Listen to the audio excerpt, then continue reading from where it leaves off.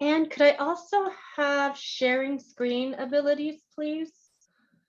Um, Although most of today's presentation, I really wanted a chance to just talk with you, although that's hard too. We are so used to sharing our screen and showing you these slides so you don't see this on your screen the whole time. But I thought today we would take some time just to talk. And I know some of you already know the school very well, and some of you are quite new to the school, and you just want to get to know our school, the people who serve your students a little bit better. So I have four main topics that we wanted to cover today in this short amount of time. And definitely it doesn't cover it all. We do so much more. But one of the things that I wanted to really emphasize is the partnership that we do have with parents.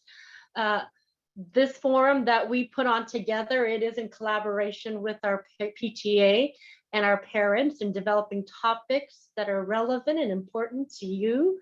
And one specific new effort that came out of our recent conversation with PTA and some parent community members was um, a school-wide PBIS. For those of you who are newer to education language, is positive behavior intervention supports, or some people have now defined that as systems because it's not just supports. We're creating whole systems where we reinforce positive behavior.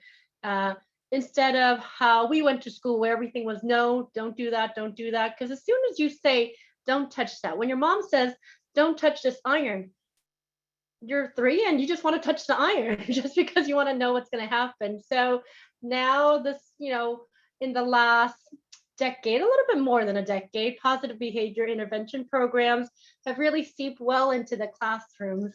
Um, Today I'm trying out that one contact far and one contact close. So sorry if you see me having trouble focusing.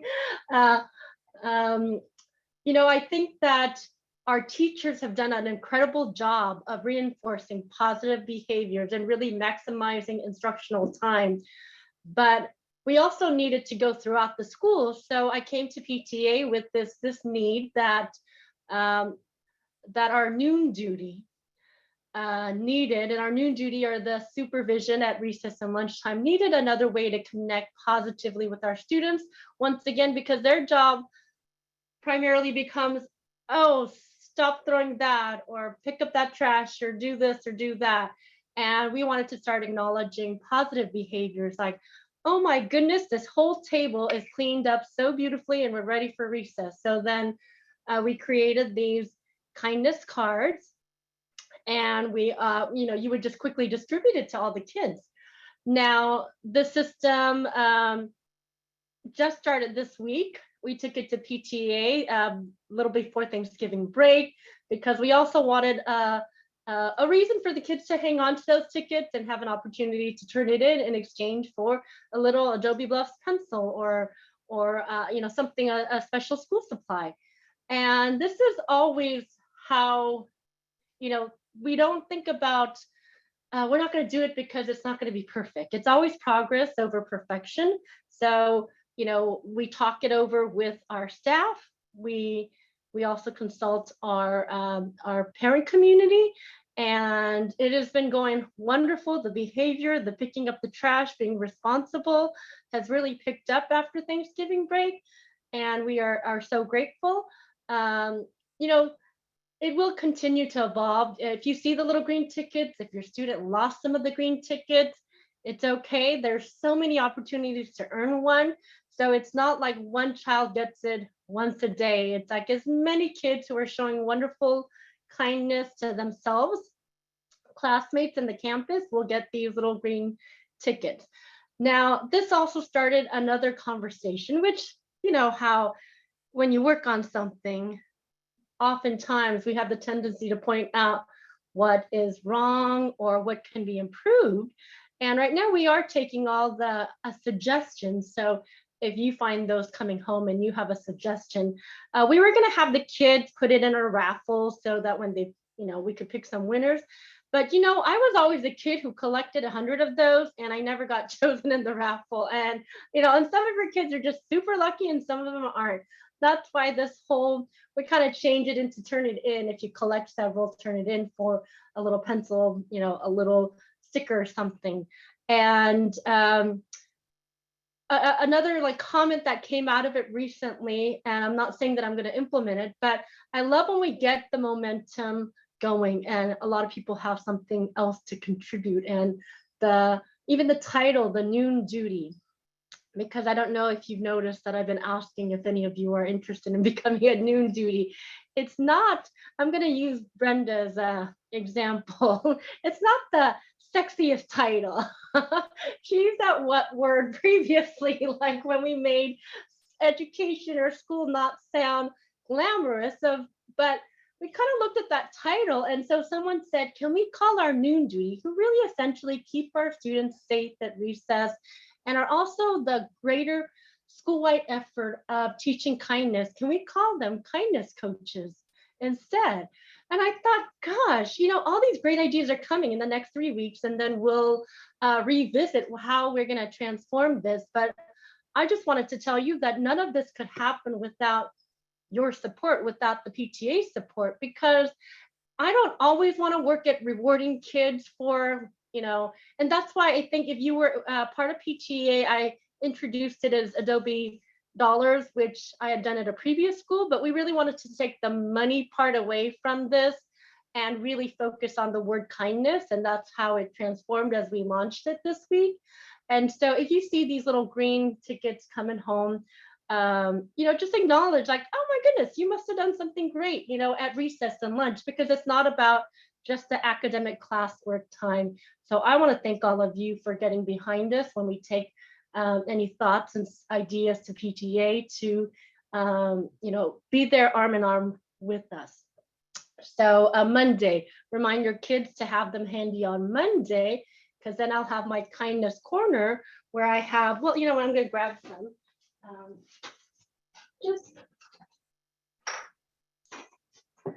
It's as simple as can be, just like an Adobe Bluff. It says Adobe Bluff, so I don't think you could see it on it. And it's like, what's the smallest things are going to make the biggest difference. It's not a grand gesture, but that they see me and my kindness cart in my kindness corner, and that we are really working at this from all angles, not just inside the classroom. I hope she's on. Do I see her on, Miss Lee, on yet? I don't see her on. If you want, I can send her a quick email if you want to jump on to the next topic. Yeah. Okay, I sent her the, I think she'll be on in 5 minutes, she said. She'll get, okay. So I'm going to go on to the next topic, where programs and impact at Adobe Bluffs. There's a lot of different programs that our PTA and Foundation does, but I'm going to center it on more like school programs that I feel like maybe you've gotten little pieces of information and maybe you don't quite understand. So impact is one. Impact are intervention groups. So we do have an impact teacher. Intervention groups doesn't mean like, oh no, my child is so behind, they're in intervention groups. Every grade level team, all first grade teachers, all fourth grade teachers, every grade level team gets together and they look at their iReady scores and they look at their classroom assessment. And they look at what areas that some of our students are just a little bit missing the mark. And sometimes you only have, like I may only have in my class 2 kids who maybe it's telling time. They just can't get telling time, although they're doing great in math in other ways. And then Miss Brenda might have 2 students in her class that is struggling with that same skill. And then, Annie has maybe a student in her class. If we're a grade level team, I'm pretending that Annie, Brenda, and I are a grade level team, then we say, hey, if we just have 6 kids total now who are just need that targeted skill, which is telling time, then let's have the impact teacher work with those 6 kids. Sometimes they are pulled out of the classroom because it gets so loud and they're using tables outside the classroom. And so your children might know that they're in an impact group for math. It could be fractions, it could be it could be anything. It could be punctuation, anything under the umbrella of math and English. But also, we had to get really creative at Adobe Bluffs because we also have our Mandarin strand who works on their English skills as well. So we, of course, incorporate those students into those impact groups as well.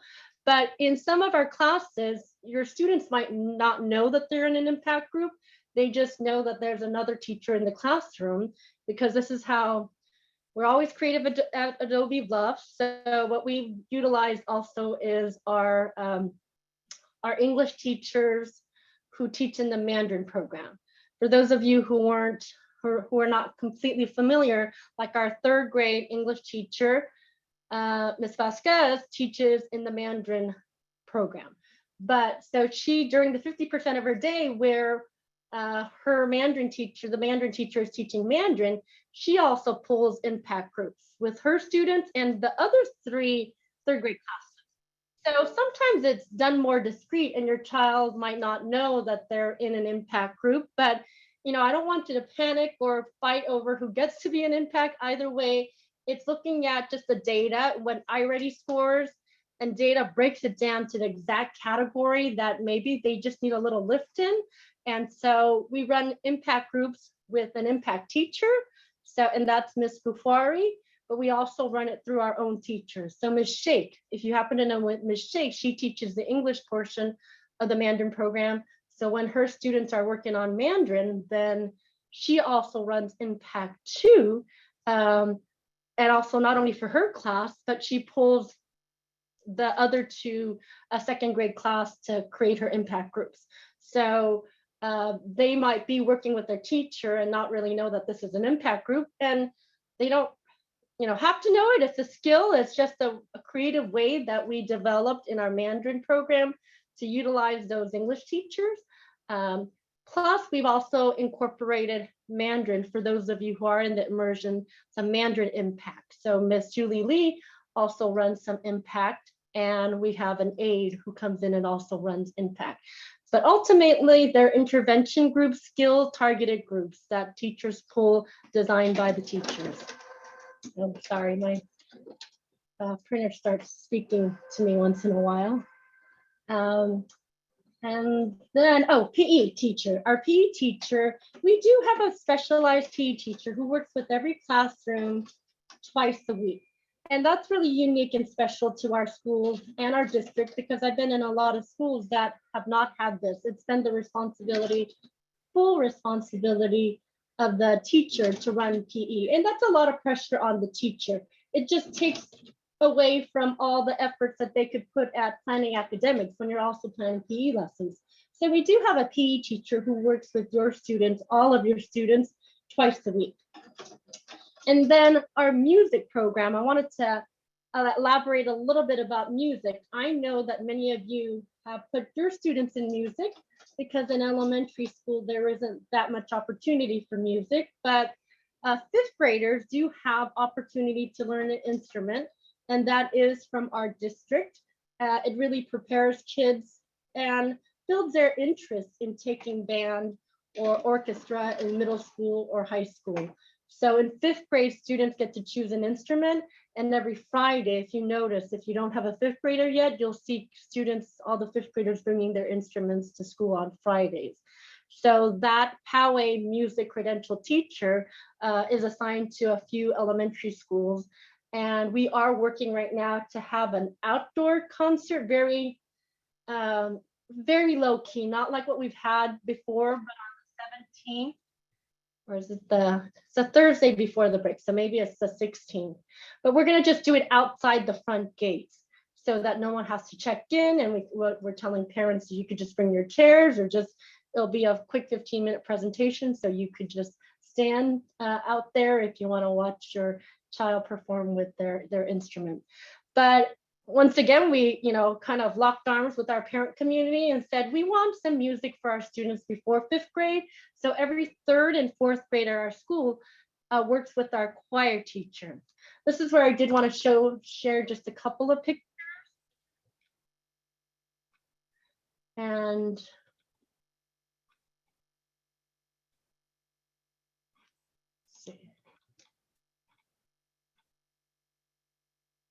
Sorry.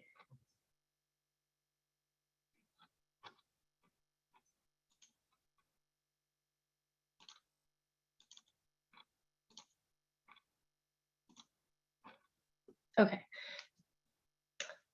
So the choir teacher, they are fully masked. They are spaced apart. It's not all 6 feet. I will be honest, it's not all 6 feet, but she spaces them apart very nicely so they could all see her. She has the piano in front of her. And in this picture, if you see that about every other kid or where my there's, they have some percussion instruments with her. So she is teaching rhythm and some basics of notes and an instrument. And there she is up there. And so every 3rd and 4th grader, even though they're in choir, a specialized music teacher just is able to provide so much the next level for your students if they may have that interest. So here's a picture of Miss Julie Lee, who's probably, is she on already now? There she is. Yeah, okay, she's on. Julie Lee, and this is one of our impact teachers. That's myself and our school librarian. At Halloween, there's a little picture of my kids. This is how I got into this tradition of making candy costumes. And this was just a picture of the library that I wanted to show you that we do still, our librarian also teaches some, of what we learned in the library as well, but also has that maker space, that new library feel to it. And here is just a picture of how I wanted to share, and it goes right into Flesh, how we are rich in culture and language at our school, and not just in Mandarin, but we do have the gift to have some expertise, the real master educators in Mandarin language and culture. So Miss Lee, can you share with us a few minutes about our school-wide FLES program so that every student does get foreign language? You're still muted. Okay, yeah, sure. I see, yeah, most parents here are from FLES classes, the non-immersion classes. If you have been in our school for a while, we started the FLES program in 2016. That was the first year. And the purpose of FLES program is to expose our students with enriched language and culture program. And we started by introducing Mandarin Chinese because that was the language we decided to implant in our school. And interestingly, the difference we have seen over the years is that the piece of one language has triggered students' interest in their own ethnic background, the home language they speak, and their appreciation of all different cultures. We got students who made a New Year introduction video for from Persian families, when we had that holidays. And students told us they speak Japanese at home, they speak Korean at home, they speak German. The parents, one of the parents speaks German, they go to German school, they go to Spanish classes after school. So the interest of different cultures and languages are triggered, which is great. In our FLES class, this year we're having the push-in service. Our FLES teacher, Jin Lao Shi, she goes to visits different classrooms every day except Friday. The time is the same as we planned in the beginning, 30 minutes for each class. So it's 1 hour. So 30 minutes for each session is 1 hour for each week, for each class. That means each student. And in the curriculum, we try to combine the language piece and the academic component as well. So based on what they learn, for example, math, what they learn in their English curriculum, we try to implement the similar content in Mandarin Chinese to help them to learn. This year, we also try to plan more activities between immersion classes and non-immersion classes, because we hear the need from parents, and the Tuesday, I think, we planned a session for third grade. It's an experimental session and went very well. We paired two third grade classes together. They did the teaching outside on the blacktop for the very first session, and all classes, teachers liked it and students liked it. So we are going to continue that and try to expand it to more grade to make sure students have some interaction, use the language they learned to practice with their peers. So that is something new for this year. And for this year's Lunar New Year celebration, remember, if we were here since 2016, the huge, Lunar New Year celebration we used to hold for the whole school, for the whole community. This year, we'll do something a little different because of the COVID situation. We call this a World Culture Month.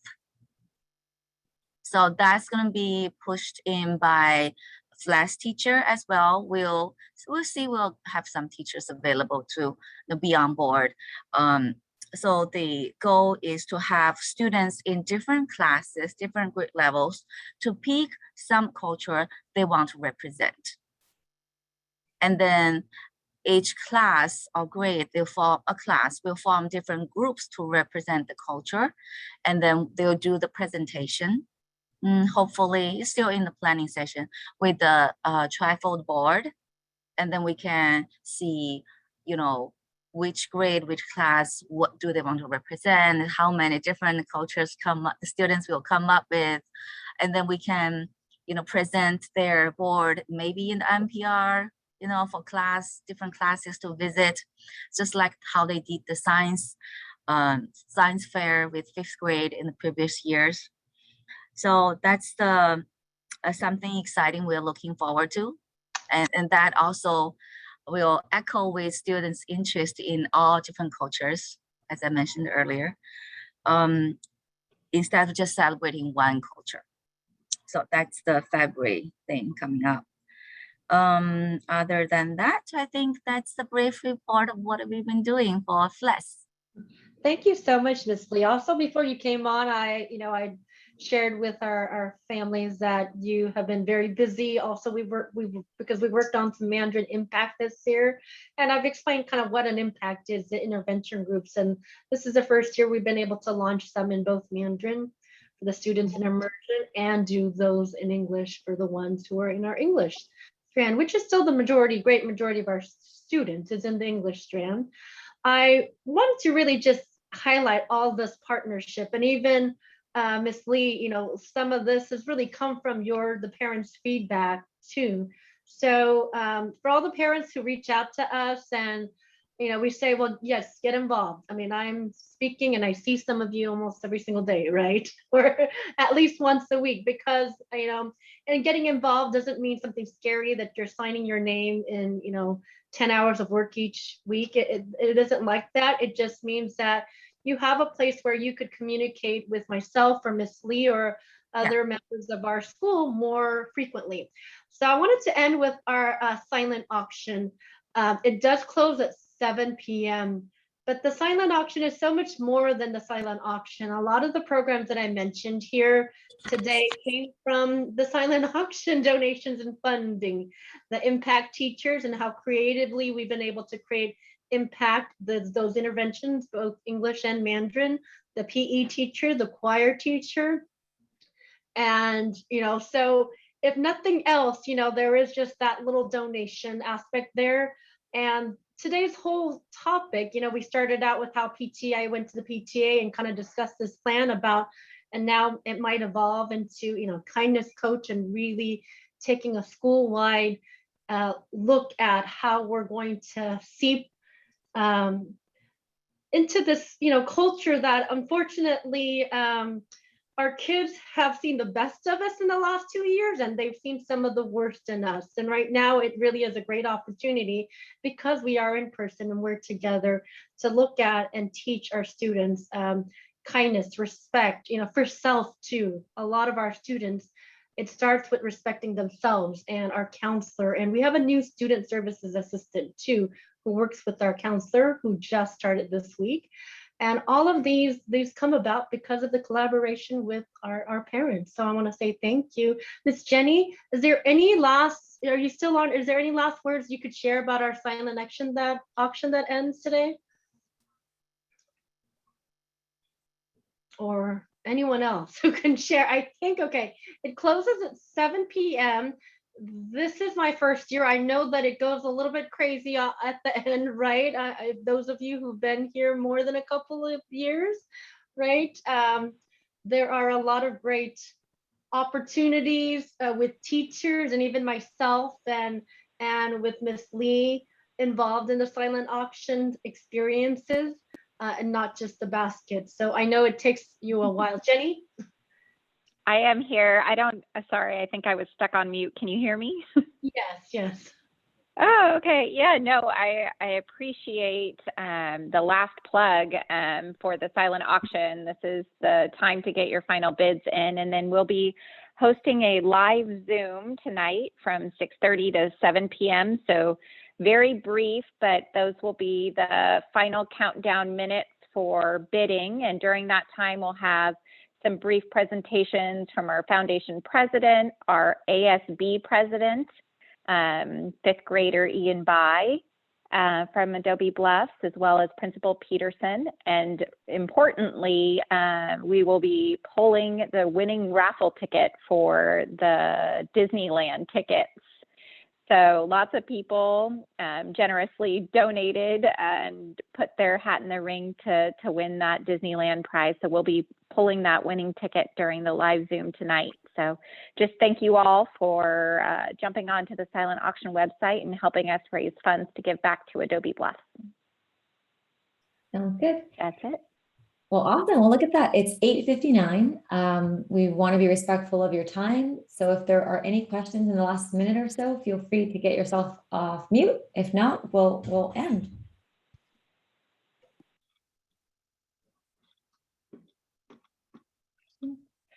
All right, everybody. Well, thank you. Have a great Friday. Thank you, Ms. Peterson. Thank you, Ms. Lee. Thank you, Jenny. Thank you to all the parents who joined. Bye-bye. Thank you. Bye. Thank you. Thank you.